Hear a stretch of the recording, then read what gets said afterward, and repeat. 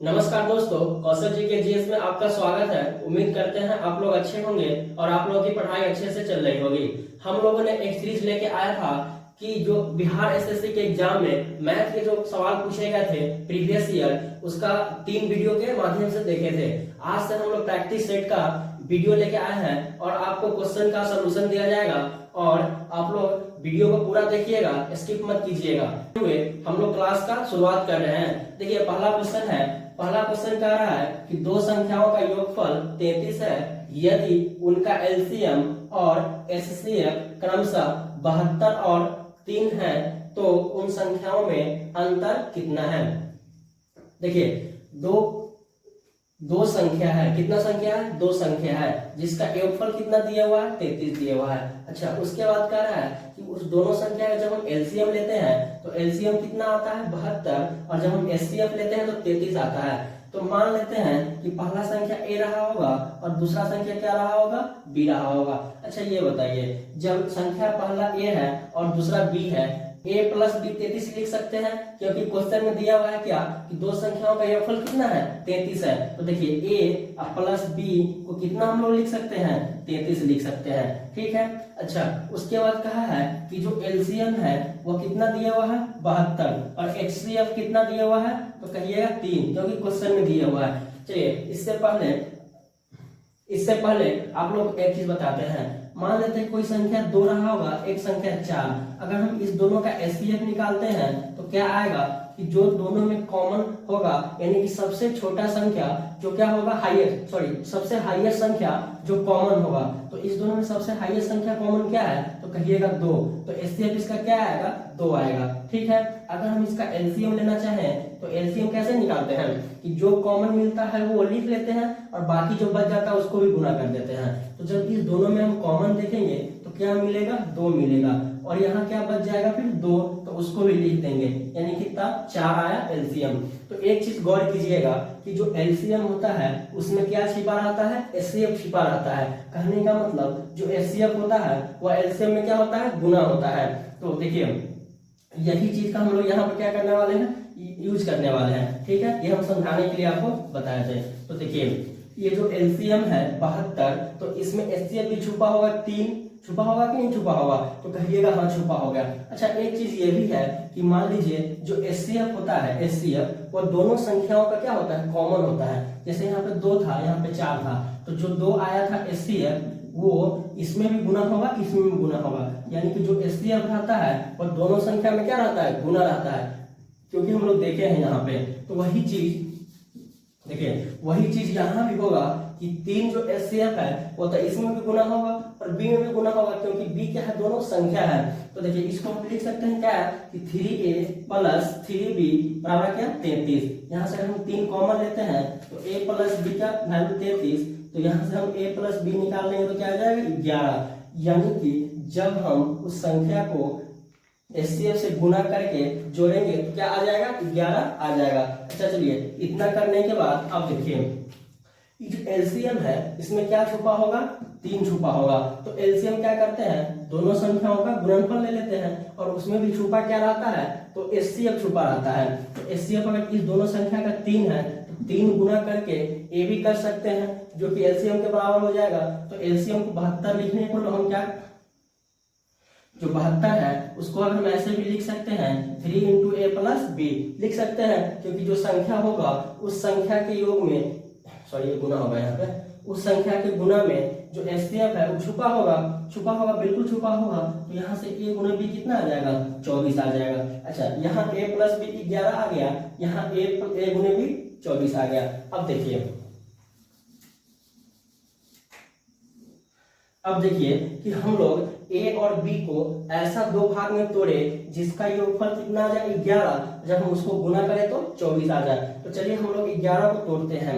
अगर हम 11 को तोड़ना चाहें तो एक तो जीरो नहीं ले सकते, एक तो हम लोग 1 ले लेंगे, 1 10।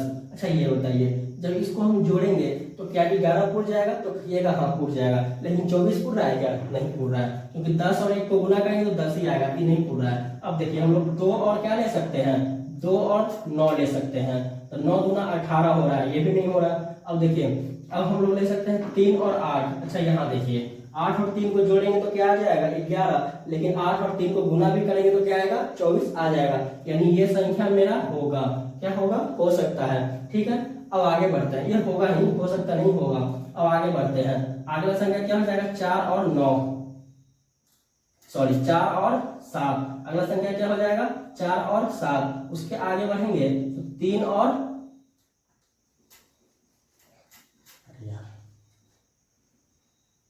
देखिए इसके आगे हम बढ़ेंगे तो 4 और 5, सॉरी इसके आगे बढ़ेंगे तो 5 और 6 होगा।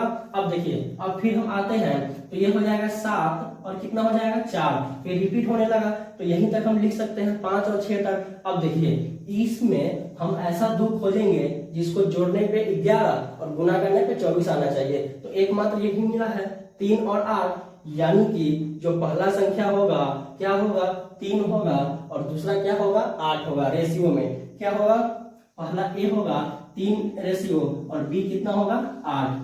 अच्छा देखिए ये जो है 3, इसमें एचसीएफ छुपा होगा कि नहीं छुपा होगा, तो कहिएगा बिल्कुल छुपा होगा। कितना छुपा होगा 3। इसी तरह इसमें भी छुपा होगा, यानी कि 9 और 24 दो ऐसा संख्या होगा जिसको जोड़ने पे कितना आता है 33, और जब उसका हम एलसीएम निकालेंगे तो 72 आएगा और एचसीएफ कितना आएगा 3 आएगा। तो मेरा पहला संख्या क्या हो गया 9, दूसरा संख्या क्या हो गया 24, क्योंकि जो पहला संख्या होगा उसमें भी एचसीएफ छुपा होगा और दूसरा संख्या होगा उसमें भी एचसीएफ क्या होगा छुपा होगा। तो रेशियो में हमको 3 आया था और 8 आया था, तो एचसीएफ कितना था 3, गुना करा दिया तो पहला संख्या निकल गया।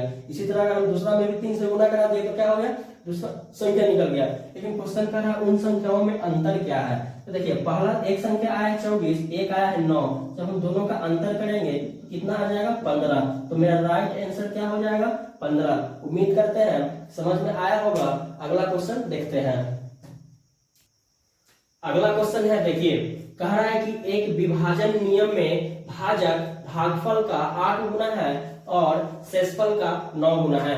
यदि शेषफल 24 है तो भाज्य संख्या क्या है। देखिए जो भाजन विभाजन का जो नियम होता है, यानी भाजन का जो नियम होता है क्या होता है, देखिए भाज्य बराबर क्या होता है, भाज्य बराबर भाजक गुने भागफल जोड़ शेषफल। क्या होता है शेषफल क्या होता है उसका रूल कि भाज्य बराबर भाजक गुने भागफल जोड़ शेष। अच्छा अब ये बात आता है कि हम भाज्य किसको बोलेंगे, भाजक किसको बोलेंगे, भागफल किसको बोलेंगे और शेषफल किसको बोलेंगे। देखिए हम लोग बच्चा में पढ़े हैं भाग ऐसे कर देते हैं ऐसे कर देते हैं, मान लेते हैं बीच में 10 है, कहा जाता होगा 3 से भाग देने के लिए। ऐसा पढ़े हैं कि नहीं पढ़े हैं, तो बोलिएगा कि हाँ पढ़े हैं। तो देखिए इसमें हम पहचानेंगे कि कौन भाज्य है, कौन भाजक है, कौन भागफल है, कौन शेषफल है। देखिए जिससे हम भाग देते हैं ना उसको क्या बोलते हैं भाजक, उसको क्या बोलते हैं भाजक, यानी कि यहाँ जो होगा क्या होगा भाजक होगा, क्या होगा भाजक। अच्छा जिसमें भाग देते हैं यानी कि हम 10 में भाग दे रहे हैं तो ये क्या हो जाएगा भाज्य, ये क्या हो जाएगा भाज्य। उसके बाद देखिए जो यहाँ आता है, कहने का मतलब कि हम यहाँ 3 से भाग दे रहे हैं तो इसके आसपास पहुंचेंगे, 3 तिया 9, यानी कि यहाँ क्या आएगा 3 आएगा। तो ये 3 आएगा ना, इसको क्या बोलते हैं भागफल, क्या बोलते हैं भागफल। अच्छा देखिए जब यहाँ हम 3 से 3 में गुना करेंगे तो 9 आएगा, 9 आएगा, लेकिन ये तो 10 है नहीं, 0 0 होगा नहीं, एक शेष क्या होगा बच जाएगा। कितना बच जाएगा 1 बच जाएगा। तो जो ये 1 बचेगा ना इसी को बोलते हैं शेषफल, इसको बोलेंगे शेषफल। क्या बोलेंगे शेषफल। तो अब समझ गया रहिएगा कि भाजक भाज्य भागफल और शेषफल किसको कहेंगे। ठीक है देखिए तो क्वेश्चन में कहा है कि एक विभाजन नियम में भाजक है वो भागफल का 8 गुना है और शेषफल का 9 गुना है। यदि शेषफल 24 है, देखिए हमको शेषफल दिया है, कितना दिया है 24 दिया है। अच्छा कहा है कि जो भागफल है यानी भाजक है जो भागफल का 8 गुना और शेषफल का कितना गुना है 9 गुना है। तो शेषफल अगर 24 है, 24 का हम 9 गुना कर देंगे तो क्या निकल के आ जाएगा भाजक आ जाएगा। क्या निकल के आ जाएगा भाजक। तो भाजक कितना निकल के आएगा गुना करेंगे तो 9 चौक 36 के 6 हासिल 3 9 दूना 18 3 18 3 21 यानी 216 क्या आ गया भाजक आ गया। क्या आ गया भाजक आ गया।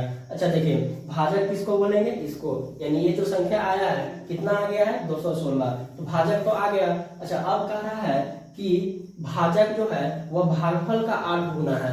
भागफल का कितना गुना है? 8 गुना। तो भाजक तो हमको आया है कितना? 216। अगर हम भागफल निकालना चाहेंगे, भागफल तो भागफल क्या हो जाएगा? 216 का कितना गुना? 200 सॉरी कह रहे हैं कि भाजक जो है भागफल का 8 गुना है। भागफल का 8 गुना है। तो अगर हम भागफल का 8 गुना कर देंगे, भागफल का 8 गुना, तो वो क्या निकल के आ जाएगा? भाजक निकल के आ जाएगा। क्या निकल के आ जाएगा? भाजक, जो कि क्वेश्चन में दिया हुआ है।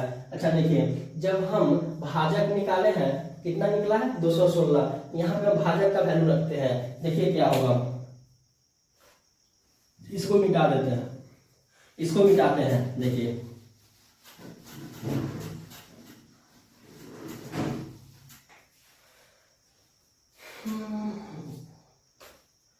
अच्छा देखिए, यहाँ पे हम लोग भाजक निकाले हैं तो कितना आया है? 216। तो इसमें हम भाजक को पुट करते हैं, तो यहाँ इधर हो जाएगा क्या? भागफल गुने 8 बराबर 216 हो गया, क्योंकि क्वेश्चन में हमको 216 निकल के आया था। अब यहाँ से अगर हम भागफल निकालना चाहेंगे तो क्या आ जाएगा? 216/8। कितना आ जाएगा?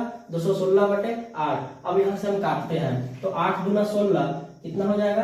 2, और बचेगा कितना? 5। 8 गुना 16, 16 5 21 5 हो जाएगा 56। तो 8 सते 56, यानी कितना आ गया? 27। क्या आ गया हमको? 27 भागफल आ गया। अच्छा, क्वेश्चन में दिया था कि शेषफल कितना है? 24 है। शेषफल कितना है? 24। शेषफल कितना दिया है? 24। यानी हमको 3 चीज मालूम चल गया, तो चौथा चीज निकाल सकते हैं। तो पूछ क्या रहा है क्वेश्चन में? भाज्य क्या है?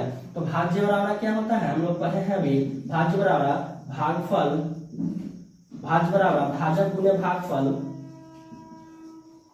भाजक गुने भागफल जोड़ शेष, ये होता है फॉर्मूला। अब देखिए, हमको निकालना है भाज्य, तो भाजक चाहिए, भागफल चाहिए और शेष चाहिए। तो हमको तीनों चीज मालूम चल गया। अब वैल्यू पुट करके हम भाज्य निकाल सकते हैं कि नहीं निकाल सकते? तो कहिएगा निकाल सकते हैं। तो भाजक कितना आया है? भाजक देखिए, भाजक कितना आया है?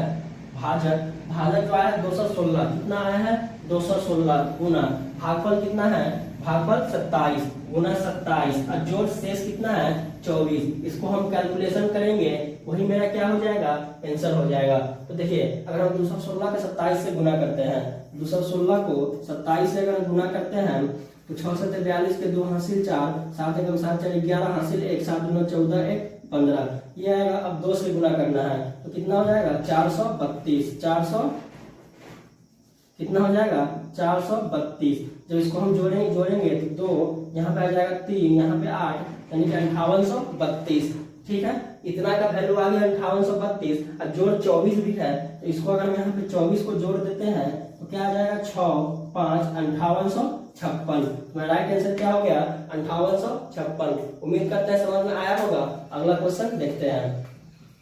अगला क्वेश्चन है, देखिएगा, क्वेश्चन है कि एक आदमी अलग अलग योजनाओं में साधारण ब्याज की 10%, 12% और 15% की दर पर क्रमशः 6 वर्ष, 10 वर्ष और 12 वर्ष के लिए धनराशियों का निवेश करता है। यदि प्रत्येक योजनाओं पर उसे समान ब्याज प्राप्त होता है तो बताइए धनराशियों का अनुपात क्या है? देखिए, एक साधारण ब्याज है और 3 जगह धन का क्या करता है? निवेश करता है कोई।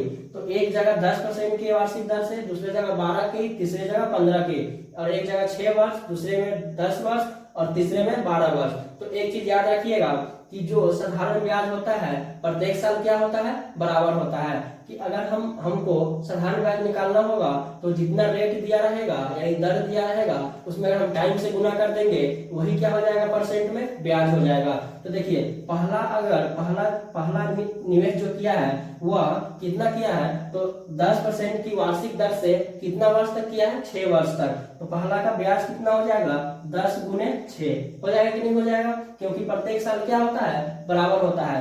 अगर पहला साल 10% ब्याज मिल रहा है तो अगला साल नहीं, दूसरा साल भी 10%, तीसरा साल भी 10%, उसके अगला साल भी 10%, यानी प्रत्येक साल 10%। ठीक है, अगर दूसरा जगह अगर वो निवेश कर रहा है तो उसको रेट कितना मिल रहा है? तो 12%। तो वह कितना वर्ष के लिए निवेश कर रहा है? 10 वर्ष के लिए। तो टोटल ब्याज कितना मिलेगा उसको? 12% गुने का 10%। कितना मिलेगा? 12 गुने 10। उसके बाद तीसरा जगह अगर निवेश कर रहा है वह कितना के रेट से, 15 के रेट से, तो वह कितने वर्ष के लिए निवेश कर रहा है, 12 वर्ष के लिए। तो टोटल ब्याज उसको कितना मिल जाएगा, तो कहिएगा 15 गुने 12 यही मिलेगा।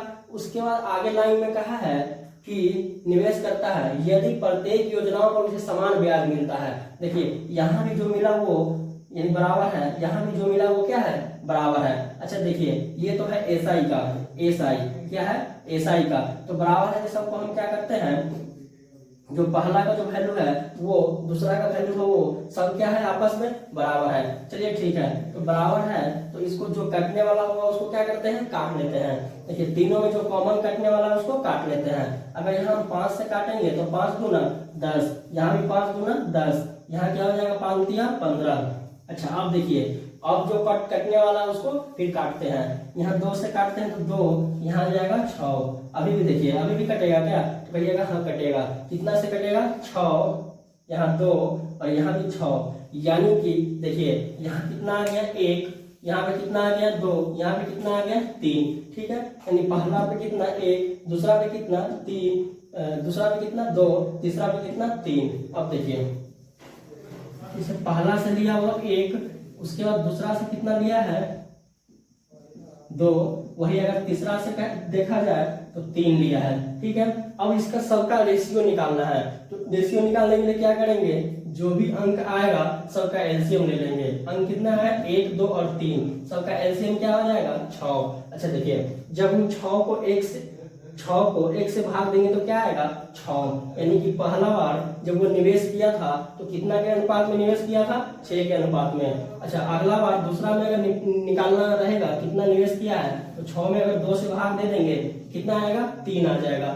ठीक है, इसी तरह आगे अगर हम 3 से 6 में भाग देंगे तो क्या आ जाएगा 2, यानी कि पहला में वह 6 के अनुपात में धन लगाया है, दूसरा में 2 के अनुपात से, तीसरा में 3 के अनुपात से। तो उम्मीद करते हैं आप लोगों को समझ में आया होगा। अगला क्वेश्चन देखते हैं। अगला क्वेश्चन है, देखिए कह रहा है कि 3 कारों के चाल का अनुपात 2:3:4 दिया है। इन कारों के द्वारा समान दूरी तय करने में लिया जाने वाला समय का अनुपात क्या होगा। देखिए क्वेश्चन में दिया क्या है, स्पीड का रेशियो, हमसे पूछ क्या रहा है, टाइम का रेशियो। तो एक चीज याद रखिएगा, समान रहता है तो अगर स्पीड दिया हो और हमको टाइम निकालना हो तो क्या होता है, स्पीड, अगर स्पीड दिया है हमको टाइम निकालना है तो टाइम बराबर क्या हो जाएगा, स्पीड का इनवर्स हो जाएगा। क्या हो जाएगा, स्पीड का उल्टा। ठीक है, टाइम निकालना रहेगा तो अगर स्पीड दिया है, वही अगर हमको स्पीड निकालना है और टाइम दिया है तो टाइम का क्या करेंगे, उल्टा कर देंगे। ठीक है, ये कब होगा, जब दूरी समान होगा तब। तो देखिए हमको स्पीड का रेशियो दिया हुआ है। स्पीड का रेशियो क्या क्या दिया है, 2:3:4 दिया है। अब देखिए ये तो है एसआर का यानी स्पीड का रेशियो, हमको चाहिए टीआर यानी कि टाइम का रेशियो। तो ये जो अनुपात दिया है तो इसको हमको क्या करना पड़ेगा, एलसीएम ले लेना पड़ेगा। तो एलसीएम अगर हम लेते हैं 3 और 2 और 4 का तो कितना आएगा, 12 आएगा। क्या आएगा, 12। अब देखिए इस 12 को अगर हम 2 से भाग देंगे तो कितना आएगा, 6। जो हम एलसीएम लिए हैं वो क्या है, माना हुआ टोटल दूरी। देखिए अगर 12 किलोमीटर की दूरी 2 के स्पीड से जाएगा तो कितना घंटा का समय लगेगा, 6 का। अच्छा आगे है 3 का स्पीड दिया हुआ और 3 के स्पीड से अगर 12 किलोमीटर की दूरी चलेगा तो कितना समय लगेगा, तो कहिएगा 4 का। अच्छा आगे दिया है 4 किलोमीटर पर घंटा का स्पीड तीसरा कार का, अगर वह 4 के स्पीड से 12 किलोमीटर की दूरी तय करेगा तो कितना समय लगेगा, 3 लगेगा। यानी कि जो टाइम का रेशियो आएगा क्या आएगा, 6, 4 और 3। यही मेरा क्या हो जाएगा, आंसर हो जाएगा, क्योंकि क्वेश्चन में टाइम का रेशियो ही पूछा है। तो उम्मीद करते हैं समझ में आया होगा। अगला क्वेश्चन देखते हैं। क्वेश्चन है, देखिए कह रहा है a, 11, 23 और 17 का जो औसत है 15 है, और आगे फिर दिया है a, b, 12 और 25 का औसत कितना है, 16 है। तो a बटा b का मान निकालिए। देखिए हमको a का वैल्यू और b का दोनों का वैल्यू क्या करना पड़ेगा, पता करना पड़ेगा, तभी हम a बटे b का मान निकाल सकते हैं। तो हमको a और b का मान कैसे मालूम चलेगा, तो देखिए फर्स्ट लाइन में कहा है a, 11, 23, 17, इसका जो औसत दिया है कितना दिया है, 15 दिया है। यानी कहने का मतलब जो 4 संख्या है, एक तो a है, एक 11 है, एक 23 है, एक 17 है, इस सब का औसत अगर निकालेंगे तो क्या आएगा 15 आएगा। क्या आएगा 15। तो यहाँ से अगर हम a का वैल्यू निकाल लेंगे तो a का मालूम चल जाएगा हमको। इसी तरह अगर हम a का वैल्यू पुट करके b का निकाल सकते हैं दूसरा समीकरण से, बिल्कुल निकाल सकते हैं। तो देखिए a का हम वैल्यू कैसे निकालेंगे। अच्छा ये बताइए, औसत का मतलब क्या होता है कि जितना संख्या दिया हुआ है सबको बराबर बराबर उतना ही मिलेगा। यानी यहाँ औसत 15 है तो कहने का मतलब सबके मात्रा पर कितना होगा 15 15 होगा। भले कोई ज्यादा कोई कम ले लिया है लेकिन औसत का मतलब क्या होता है बराबर बराबर। यानी a के पास भी कितना रहा होगा 15 रहा होगा, कम से कम 15 रहा होगा। अच्छा देखिए, जब a के पास 15 रहा होगा उसके बाद आगे जाते हैं 11 के पास। तो 11 कितना छोड़ा हुआ है अपने एवरेज से, तो कहिएगा 4। कितना छोड़ दिया है 4 छोड़ दिया है। तो इसको क्या करेंगे हम 4 प्लस में लिखेंगे, क्योंकि ये छोड़ दिया है दूसरे को दे दिया है, इसलिए किस में लिखेंगे प्लस में लिखेंगे। अच्छा आगे चलते हैं, आगे देखिए आगे कितना है 23 है। तो ये 23 क्या किया है 15 से ज्यादा ले लिया है, क्योंकि दूसरा का हिस्सा भी ले लिया है। तो 15 से कितना ज्यादा ले लिया है तो कहिएगा 8, यानी कि उससे हम 8 छीन लेंगे। कि क्या करेंगे छीनेंगे, यानी कि 8 वो ज्यादा ले लिया है, उसको 15 ही देना था लेकिन 8 क्या किया है ज्यादा ले लिया है। अच्छा चलिए आगे हम चलते हैं। जब आगे जाएंगे तो अगला संख्या मिलेगा 17। ये भी क्या किया है एवरेज है, उससे 2 ज्यादा ही ले लिया है। तो हमको 2 क्या करना पड़ेगा, इससे छीनना पड़ेगा। तो इससे भी हम 2 क्या करेंगे रिटर्न ले लेंगे। ठीक है। अच्छा ये बताइए, पहले 15 था। अच्छा अब हम क्या किए हैं 1 से 4 को देना पड़ेगा इसको, क्योंकि इसके पास कम है और इससे दोनों से छीनना पड़ेगा। अब देखिए जो कटने वाला होगा उसको काट लेंगे, बाकी आएगा उसको लिख लेंगे। देखिए ये 15 है प्लस है, ये 15 और 4 15 4 19 और माइनस माइनस माइनस प्लस होता है लेकिन चिन्ह क्या देता है माइनस देता है, इसलिए माइनस लिखे हैं। क्या हो जाएगा -10, यानी कितना आएगा 9। कितना आ गया 9 आ गया। यानी कि जो a का वैल्यू आया है कितना आ गया है 9 आ गया है। a बराबर कितना आ गया 9। ठीक है।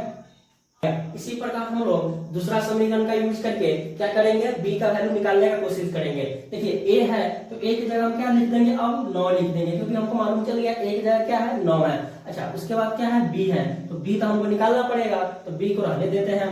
उसके बाद क्या है 12 है और 12 को लिखेंगे। उसके बाद क्या है 25, तो 25 को भी लिखेंगे। इस सब का अगर हम देखा जाए तो औसत निकालेंगे तो कितना आएगा, औसत कितना आएगा 16 आएगा। अच्छा औसत का मतलब क्या होता है अभी बताया है कि सबको बराबर बराबर उतना ही मिलेगा, लेकिन कोई ज्यादा कोई कम कोई कुछ लेके क्या किया है मतलब अपना अपना ज्यादा कोई कम ले लिया है, लेकिन औसत सबको कितना मिलना चाहिए 16 ही मिलना चाहिए। तो देखिए b को भी क्या मिला होगा 16 ही मिला होगा। कितना मिला होगा 16 मिला होगा। लेकिन ये 9 पहला अंक है 9, ये क्या किया है अपना हिस्सा छोड़ दिया है। कितना छोड़ दिया है तो 16 से कितना कम है, तो कहिएगा कितना कम है 9 7 16, यानी कि 7 कम है, ये छोड़ दिया है। तो क्या किया है छोड़ के चला गया, तो प्लस कर देंगे। ठीक है। अच्छा आगे चलेंगे b का तो निकालिए रहे हैं। उसके बाद देखिए 12, तो 12 क्या किया है ये भी 4 को क्या किया छोड़ दिया है, तो इसको भी क्या करेंगे प्लस कर लेंगे। अच्छा आगे हम गए अगला संख्या पे, तो वहां 25 है। देखिए इसको तो मिलना चाहिए था 16, लेकिन ले कितना लिया है 25, कितना ज्यादा ले लिया है। तो देखिए जब 25 में से आप 16 घटाइएगा तो कितना आएगा 9, तो इससे हम 9 क्या करेंगे छीन लेंगे। तो 9 छीनेंगे तो माइनस लगाएंगे। अब देखिए जो प्लस वाला होगा उसको जोड़ देंगे, माइनस वाला को घटा लेंगे। तो 16 7 और 4 सब क्या है प्लस में है, तो 16 4 20 और 7 27, क्या आएगा 27 और -9 करेंगे तो कितना आएगा। देखिए 18 9 कितना हो जाएगा 18 9 27, 18 9 कितना हो जाएगा 27, यानी कि b का वैल्यू कितना आ गया तो कहिएगा 27। b बराबर कितना आ गया सॉरी b बराबर आ गया 18, b बराबर 18। अब क्वेश्चन में पूछा क्या है कि a बटे b का मान क्या होगा, अब पुट कर दीजिए निकाल दीजिए, जो आएगा आंसर हो जाएगा। तो a बटे b कितना हो जाएगा, ये a है 9 में मत समझिएगा a है, ये 9 है। ठीक है। तो a बटे b हमको निकालना है, तो a का वैल्यू कितना आया है 9 आया है और b 18। जब इसको काटेंगे तो 1/2, यही क्या हो जाएगा मेरा आंसर हो जाएगा क्वेश्चन का। तो उम्मीद करते हैं समझ में आया होगा। अगला क्वेश्चन देखते हैं। क्वेश्चन है देखिएगा, कह रहा है कि रीना का खर्च उसके बचत से 300% अधिक है। यदि उसकी आय में 30% की वृद्धि और बचत में 20% की वृद्धि हो जाती है तो उसके खर्च में कितने प्रतिशत की वृद्धि होगी। देखिए रीना का जो खर्च है उसके बचत से 300% क्या है, अधिक है। से किस में लगा हुआ है, तो बचत में। तो बचत को क्या मान लेंगे, 100। बचत अगर 100 है, देखिए बचत अगर 100 है तो उसका खर्च कितना हो जाएगा, 300 अधिक हो जाएगा। किससे, बचत से। तो बचत का अगर हम 300 रुपया अधिक निकालेंगे तो कितना आ जाएगा, देखिए 100 का अगर हम 300% निकालेंगे तो कितना आएगा, 300 आएगा। 300 ही आएगा। अगर उसमें अगर हम 300 जोड़ देंगे तो 300 उससे अधिक हो जाएगा। तो यह कितना हो जाएगा, 400। यानी कि अगर 400 रुपया खर्च कर रहा है, 100 रुपया बचा रहा है, तो कमाया कितना होगा, तो कहिएगा यही दोनों का जोड़ कमाया होगा। यानी कि 500 रुपया कमाया होगा, जिसमें से 400 खर्च कर दिया तो बचाया कितना, 100 रुपया बचाया। तो यहाँ से हम देखते हैं तो आय कितना निकल के आता है, आय आता है 500। कितना आ गया, 500। देखिए 500 कमाया, 400 खर्च कर दिया, 100 बचा लिया। ठीक है, अब आगे देखिए, कह रहा है कि यदि उसके आय में 30% की वृद्धि, 30% की वृद्धि आय में, तो 500 का अगर हम 30% का वृद्धि करेंगे तो कितना होगा, 500 गुने 130%। तो निकालेंगे तो क्या आएगा, 650 आएगा। अगर हम 500 का 130% निकालेंगे तो क्या आएगा, देखिए 0 से 0 कटेगा, 2 0 से 13 बचे 65, 650। कितना आ गया, 650। तो अगर हम 500 का 30% का वृद्धि करेंगे तो कितना आएगा, 650। अब हो गया है आय कितना, 650 हो गया है। अच्छा, आगे फिर कह रहा है कि उसके बचत में 20% की वृद्धि हो जाती है। देखिए बचत पहले 100 रुपया करता था, अगर 20% का वृद्धि हो जाएगा तो 100 का 120%, तो कितना आएगा, 120 नहीं आएगा। कितना आएगा, 120। देखिए 100 है, इसका अगर हम 20% का वृद्धि कर देंगे तो 120 निकालना पड़ेगा, बटा 100 करना पड़ेगा। 100 से 100 कट गया, आया कितना, 120। अच्छा देखिए, कमाया कितना, 650, बचाया कितना, 120। तो खर्च कितना किया होगा, तो जो बचाया उसको अगर हम कुल आय में से घटा लेंगे, वही क्या किया होगा, खर्च किया होगा। तो 650 में से अगर हम 120 को घटाते हैं तो कितना आता है, 430। कितना आता है, 430। कितना आएगा, 430। अच्छा अब देखिए, क्वेश्चन में कहा है कि उसके खर्च में कितने प्रतिशत का वृद्धि हो जाएगा। पहले खर्च कितना करता था, 400, अब खर्च कितना करने लगा है, तो कहिएगा 430। कितना बढ़ गया है, तो 30 बढ़ गया है। कितना बढ़ गया है, खर्च का प्रतिशत। खर्च प्रतिशत जो बढ़ा है, 30 बढ़ा है। किससे बढ़ गया है, तो 400 से। पहले 400 रुपया था, देखिए किससे बढ़ गया है, तो कहिएगा जो पहले जो रहेगा उसी से बढ़ेगा, 400। अच्छा सॉरी, देखिए यहाँ क्या होगा, 530 होगा। यहाँ कितना होगा, 530, क्योंकि 650 में से 120 घटाएंगे तो कितना होगा, 530। तो अब कितना बढ़ गया है, तो 130 बढ़ गया है। कितना बढ़ गया है, 130। कितना बढ़ा है, 130। किस में, तो 400 पे, क्योंकि पहले 400 था, उसी से बढ़ के 130 बढ़ के 530 हो गया है। तो 400 कहाँ आ जाएगा, नीचे। प्रतिशत निकालने के लिए 100 से गुना, 2 0 से 2 0 कट गया, 130 बटा 4% में क्या हो जाएगा, वृद्धि हो जाएगा। देखिए अगर इसको सॉल्व कीजिएगा तो क्या आता है, 4 तिया 12। कितना होगा, 4 तिया 12। बचेगा कितना, 1 बचेगा 10 हो जाएगा, 4 गुना 8, फिर बचा कितना, 2।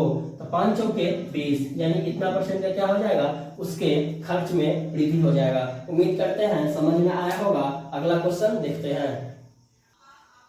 क्वेश्चन है, देखिएगा, एक वस्तु को उसके अंकित मूल्य पर 30% की छूट देकर बेचा गया। यदि 20% का लाभ प्राप्त होता है और वस्तु का क्रय मूल्य 840 रुपया है तो वस्तु का अंकित मूल्य बताइए। देखिए कोई वस्तु है, उसका अंकित मूल्य होगा कुछ, उस अंकित मूल्य पे क्या किया गया, छूट दिया गया। कितना, तो 30%। अच्छा आप जाते होइएगा वस्तु खरीदने कोई दुकान में, तो उसके ऊपर देखते हुए एमआरपी कितना लिखा हुआ है, उसी को तो बोलते हैं अंकित मूल्य। तो अंकित मूल्य पे ही क्या दिया जाता है, छूट दिया जाता है। हमेशा याद रखिएगा, छूट किस पे दिया जाता है, अंकित मूल्य पे दिया जाता है। तो उसके बाद कह रहा है कि जब छूट दे भी दिया फिर भी उसको 20% का क्या हो गया है, लाभ प्राप्त हो गया है। तो और वस्तु का क्रय मूल्य 840 रुपया था, तो बताइए वह वस्तु पर कितना अंकित करके रखा था।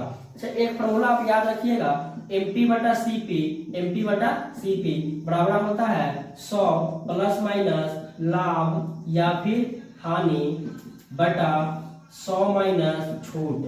क्या होता है, 100 माइनस छूट, ये फॉर्मूला आपको याद रखना पड़ेगा। देखिए एमपी और सीपी का रेशियो, तो एमपी क्या होगा, ज्यादा होगा, हमेशा याद रखिएगा एमपी क्या होगा, ज्यादा होगा, और जब भी छूट देंगे तो एमपी में ही देंगे। देखिए यहाँ एमपी अगर सीपी का रेशियो हम लिखते हैं तो क्या आ जाएगा 100। देखिए प्लस कब लिखेंगे, जब मुनाफा होगा, मुनाफा कहने का मतलब लाभ होगा, तो लाभ होगा तो प्लस कर देंगे, हानि होगा तो माइनस कर देंगे। तो देखिए 100 प्लस 20, क्योंकि यहाँ पे लाभ हुआ है। उसके बाद 100 माइनस छूट कितना दिया है, 30 का, कितना का दिया है, 30 का। अब हो जाएगा एमपी बटे सीपी बराबर कितना हो जाएगा, 120 बटा 70। अब देखिए यहाँ से एक जीरो से एक जीरो कट जाएगा, तो एमपी और सीपी का रेशियो कितना आ जाएगा, 12/7। कितना आ जाएगा, 12/7, यानी कि 12:7।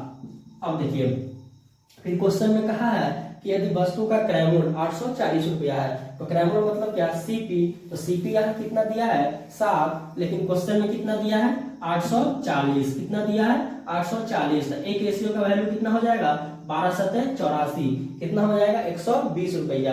तो हमको निकालना क्या है, वस्तु का अंकित मूल्य, तो वस्तु का अंकित मूल्य यहाँ रेशियो में कितना है 12, तो 1 बराबर 120, तो 12 बराबर कितना हो जाएगा 120 गुने 12, आंसर क्या आ जाएगा 12 बराबर 144, यानी कि 1440 रुपया क्या हो जाएगा, मेरा आंसर हो जाएगा। उम्मीद करते हैं समझ में आया होगा। अगला क्वेश्चन देखते हैं। क्वेश्चन है अगला, देखिए कह रहा कि यदि निश्चित धनराशि पर 5% वार्षिक दर से 2 वर्ष में प्राप्त चक्रवृद्धि ब्याज और साधारण ब्याज का अंतर 16.32 रुपया है तो मूलधन ज्ञात करें। देखिए 16.32 रुपया है तो मूलधन ज्ञात करें। देखिए क्वेश्चन जो है सीआई का है, और क्वेश्चन में दिया क्या क्या है वो पहले हम लिख लेते हैं। क्वेश्चन में दिया क्या है कि 5% वार्षिक दर से, यानी कि रेट दिया है, रेट कितना दिया है 5%। उसके बाद कह रहा है कि 2 वर्ष में प्राप्त चक्रवृद्धि ब्याज और साधारण ब्याज का अंतर, यानी कि 2 वर्ष के लिए सीआई और एसआई का अंतर कितना दिया है, तो 16.32, कितना दिया है 16.32 रुपया, इतना दिया हुआ है। ठीक है, अच्छा एक चीज याद है कि जब साधारण ब्याज रहता है तो प्रत्येक वर्ष क्या होता है, बराबर बराबर होता है। अगर पहला साल अगर 5% उसको मिल रहा है ब्याज, तो अगला वर्ष भी कितना मिलेगा 5% ही मिलेगा। लेकिन सीआई में ऐसा नहीं होता है, सीआई में ब्याज के ऊपर भी ब्याज लगता है, यानी अगर पहला साल 5% मिला तो अगला साल 5% मिलेगा, लेकिन फिर वो जो पीछे 5% रहा होगा उसका भी 5% मिलेगा, यानी ब्याज के ऊपर ब्याज। तो देखिए जब रेट दिया है कितना 5%, अब 2 साल का हम निकालेंगे अंतर तो कितना आएगा। अगर हम एसआई निकालते हैं 2 साल का, तो जो रेट दिया रहता है वो और उसके टाइम से गुना करते हैं, वही क्या आ जाता है, ब्याज आ जाता है। ठीक है, अच्छा उसके बाद अगर हम यहाँ से सीआई निकालते हैं तो सीआई 2 वर्ष के लिए देखिए कैसे निकालेंगे। पहला वर्ष 5%, कितना 5%, उसके बाद कितना प्रतिशत 5% प्लस, उसके बाद ब्याज के ऊपर भी ब्याज, तो पहला साल कितना प्रतिशत का ब्याज लगा है 5% का, उसके ऊपर भी 5% का ब्याज और लगेगा, यानी कि प्लस 5 गुने 5/100, यही होगा कि। अच्छा आगे देखिए इसको हम जोड़ते हैं तो 5 + 10, 10 प्लस 5 25, 25/100। अब इसको हम आगे कैलकुलेशन करेंगे तो 10 प्लस 0.25 आएगा। अब देखिए अब इसको अगर हम जोड़ते हैं तो 10.25, कितना आएगा 10.25। अच्छा 2 साल का जब एसआई हम निकाले हैं तो 10% आया है, लेकिन जब हम सीआई निकाले हैं तो कितना प्रतिशत आया है 10.25। अच्छा देखिए यहाँ अंतर कितना का है, तो कहिएगा 0.25 का, कितना का 0.25 का, लेकिन क्वेश्चन में कितना दिया है तो 16.32 का, कितना 16.32। तो यहाँ से 1% का वैल्यू अगर हम निकालना चाहेंगे तो क्या आ जाएगा 16.32 बटे 0.25। अब यहाँ से ये दोनों कट जाएगा। अब देखिए अब हमको निकालना क्या है मूलधन, तो मूलधन अपने आप में कितना प्रतिशत 100%, तो 1 का वैल्यू कितना, तो 100 का वैल्यू क्या आ जाएगा, देखिए 100 का वैल्यू क्या आ जाएगा 1632 बटे 25 गुने 100। अब यहाँ से हम गुना करते हैं, काटेंगे तो क्या आ जाएगा 4। अब देखिए 1632 गुने 4, 1632 गुने 4 करेंगे तो कितना आ जाएगा, तो कहिएगा 4 दूना 8, 3 चौके 12 के 2, हासिल 1, 16 चौके 64, 65, यानी कि 6528 रुपया क्या हो जाएगा, मूलधन हो जाएगा। उम्मीद करते हैं समझ में आया होगा। तो इस तरह का वीडियो और आगे आपको मिलता रहेगा। तो जो पहली बार हमारे वीडियो को देख रहे हैं वो चैनल को सब्सक्राइब कर लेंगे और बेल के आइकन को भी दबा लेंगे। धन्यवाद।